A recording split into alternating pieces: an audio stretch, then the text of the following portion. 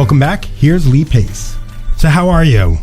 Pretty good. Mr. Pretty Lee good. Pace. Thank you for stopping by. Yeah, I'm going to swallow my gum. Swallow your gum. I've got it. There, no, I choked it down. I do the same thing. Yeah, I'm sure I've got a big ball of gum in my stomach that I've been collecting since I was in high school. So let's talk about Driven. John DeLorean. What did you know? I think we all think we know something about John DeLorean. What did you know beforehand? Well, I mean, I really only knew about the car before I started work on him. And I guess you're right. I had a sense of, a scandal. There was, I had a very unclear idea of who the man was who made that car. But when I dove into the research on him, I mean, he's just an enigmatic person who everyone's got a different story about. Who he was. And it's not really clear who he was. I mean, at least the movie, it's sort of like, okay, was he in on this? Was he not? I'm not going to talk about, I'll talk about something at the end so people could turn this off because I don't want to spoil it because I have a very big question. And I don't want to spoil it. But so tell me, how does the research begin with someone like that? He's not alive anymore. Well, the research began for me on the book he wrote himself, or had ghostwritten. But with someone like this, you really can't believe anything they say about themselves, nor anything other people say about them, because he's such a kind of legendary person and enjoyed creating the legend about himself. Right. He had designed the GTO and the Firebird, and he was going up the ranks at GMC, and could have run GMC, and he decided to go off on his own and create DeLorean Motor Company. And he was young.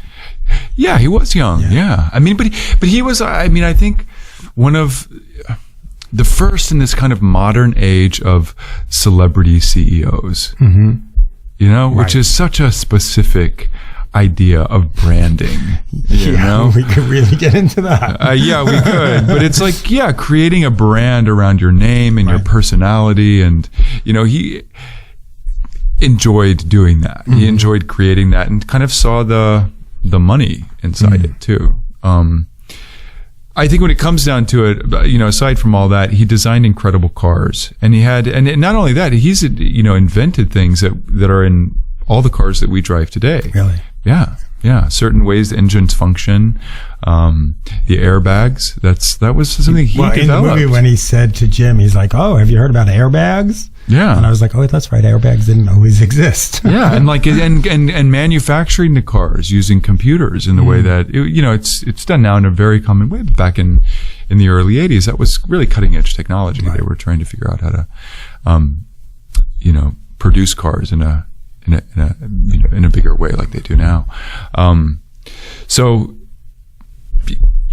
None of that stuff is the interesting stuff in this movie. The really interesting stuff in this movie is kind of what you can believe about this person and what you can't, because it's about the relationship between him and Jim Hoffman, who is his neighbor in the house they had in outside San Diego in Puma Valley, and this kind of situation they found themselves in. Yeah, so how does a man like John DeLorean, who's obviously, a genius at what he does, at least parts of it, he's a smart guy, how does he get involved with this guy Jim, who's just like this sort of 2-bit criminal?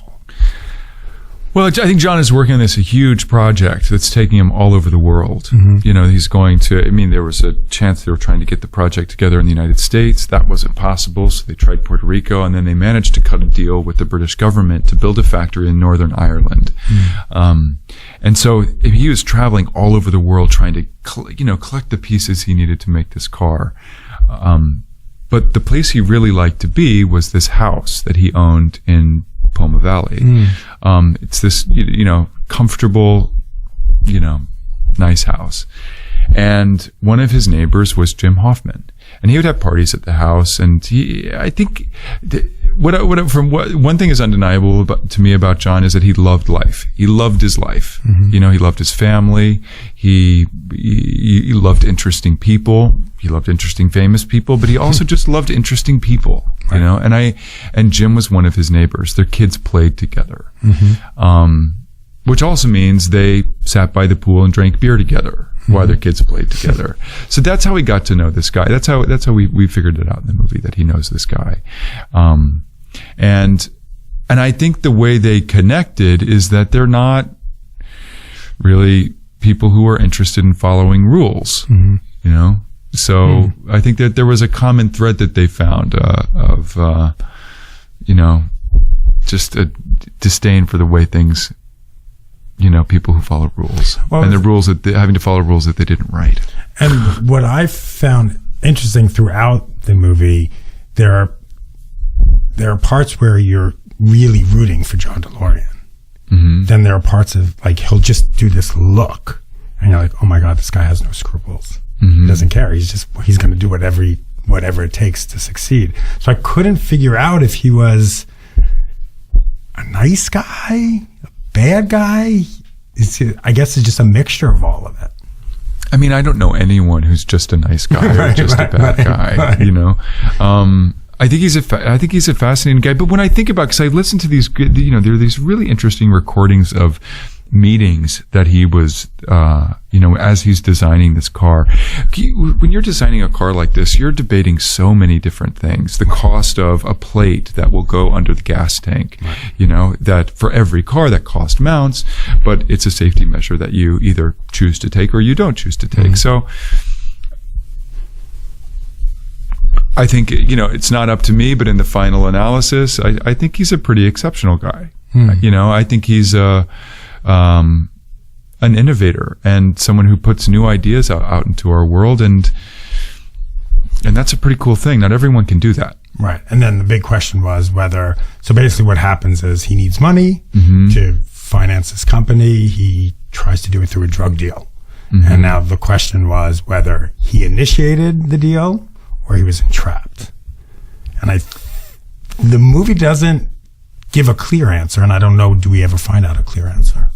Well, the case went to trial, right, and his lawyer was able to prove that this was an entrapment, that this wasn't something that he initiated, right, but something that had been constructed around him. And there's lots of theories, you know, if you talk to DeLorean people about why that was the case. This factory in Northern Ireland was very, very expensive to the English government, right, and Margaret Thatcher had just gotten into power.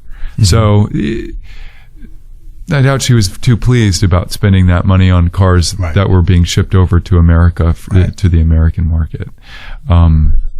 So who knows actually what really happened? You know, who ever knows what actually happens in these things? Right. You know, you kind of you understand the version that is agreed upon at the end of it, but who knows what happens as they were, you know, sitting by the pool drinking beers, you know.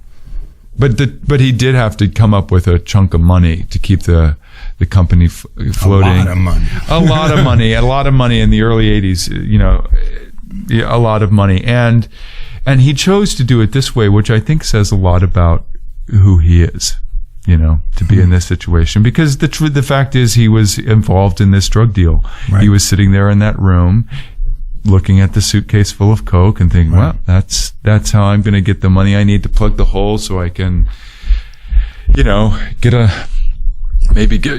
do a line of the cars that have more colors in them, you know, then maybe it can appeal to a different, you know, other parts of the market, so they can maybe I can use the engine that I want to use as opposed to the engine that I had to use for manufacturing purposes. You know, there's, I think there are versions of this car that were in his head that we never got to see. Right.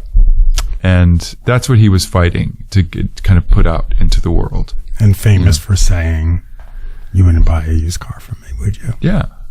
But see, I feel like... But even towards the end of the line, he was still trying to get... Right. Because he was still designing cars. He was still, you know, trying to keep the business going.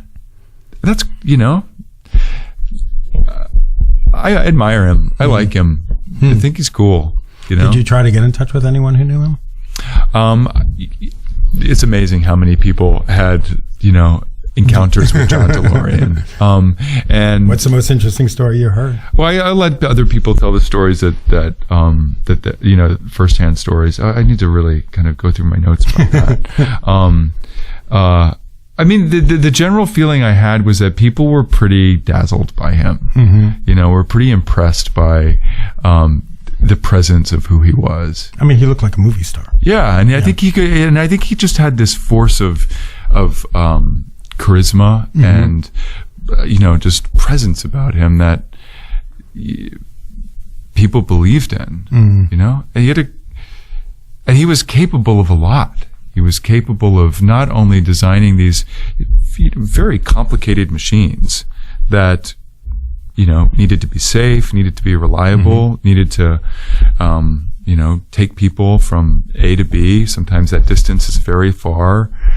That's not an easy thing to do, and that's we all put our faith. I don't know. I know simply, the basic way a car operates, but I don't know how my car operates. They're so complicated now. It's and even like when I was a kid and my dad would do things on the car, like, change the oil.